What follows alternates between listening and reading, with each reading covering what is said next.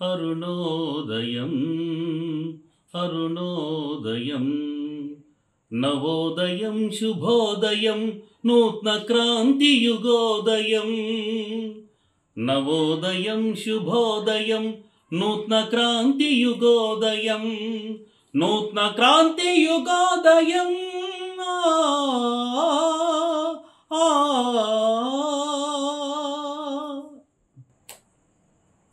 అందరికీ ఎర్రని దండాలు. పీడిఎస్యు ఆవిర్భవించి 50 సంవత్సరాలు అనేటటువంటి సందర్భంలో మరి కందుకూరులో జరుగుతున్న 50 సంవత్సరాల ఈ ఉత్సవంలో భాగంగా మీ అందరికీ కూడా ముందుగా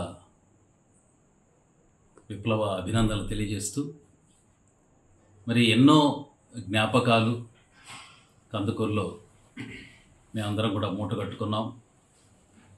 డిగ్రీ కళాశాలలో కందుకూరులో మరి చదివిన 82-85 మధ్య చదివినటువంటి విద్యార్థులందరికీ అది గొప్ప చరిత్ర. పెట్టుబడిదారీ వర్గం, భూస్వామ్య వర్గం ఒక కుల పీడనలో కందుకూరు నలిగిపోతున్న తరుణంలో మరి పీడిఎస్యు అనేక మందిలో చైతన్యం నింపింది. విద్యార్థుల మధ్య కాదు, ఆ కందుకూరు పట్టణం, కందుకూరు పరిసర ప్రాంతాల్లో ఒక నూతన ఉజ్జీవ జ్వాలను రేపిందనడంలో ఎటువంటి అతిశయోక్తి లేదు. ఎందుకంటే అంతకుముందున్నటువంటి బానిసత్వపు సంఖ్యలను తెంచుకుని విద్యార్థులు, ప్రజలు, కార్మికులు, కర్షకులు ప్రతి ఒక్కళ్ళు కూడా మరి పీడిఎస్ ఇచ్చినటువంటి ఆ సంఘీభావాన్ని, ఆ ధైర్యాన్ని తీసుకుని ముందుకు అడుగు వేసినటువంటి సందర్భం ఆ పీరియడ్లో మనం చూస్తాం. అక్కడి నుంచి కందుకూరు చరిత్ర మారింది.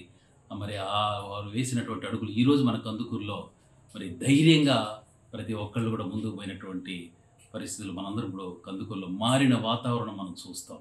ఇది మరి ఆ రోజు కొంతమంది శ్రీశ్రీ గారు అన్నట్టు కొంతమంది యువకులు రాబోయే భావి లోకానికి వాళ్ళు దూతలని చెప్పినట్లుగా మరి ఎంతో త్యాగం చేసుకొని మరి ఆ పీడిఎస్యు విద్యార్థి సంఘం చూపిన బాటలో నడిచారు.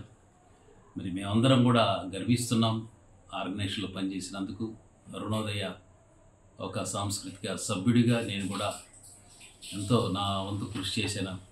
అరుణోదయ పాటలు పాడాను అనేక సభల్లో. మరి నాళ్లకు మరి ఈరోజు ఈ కార్యక్రమం ఉందని తెలుసుకొని చాలా సంతోషిస్తూ ఉన్నాను. మనమందరం కూడా పీడిఎస్యు ఆర్గనైజేషన్లో ఒక భాగం అయి ఉన్నాం. మనందరం కలుసుకొని సంతోషించడానికి మీరందరూ కూడా మరి డిసెంబర్ 1వ తేదీ కందుకూరు రావాలి. మనందరం కలిసి ఆ ఎర్రని అరుణ పతాకం నీడలో మనం అందరం ముచ్చటించుకొని ఒకసారి మళ్ళా ఆ జ్ఞాపకాలని మరించుకుందామని మీ అందరికీ తెలియజేస్తూ ఓకే, థ్యాంక్ యూ, ధన్యవాదాలు తెలియజేస్తా ఉన్నాను.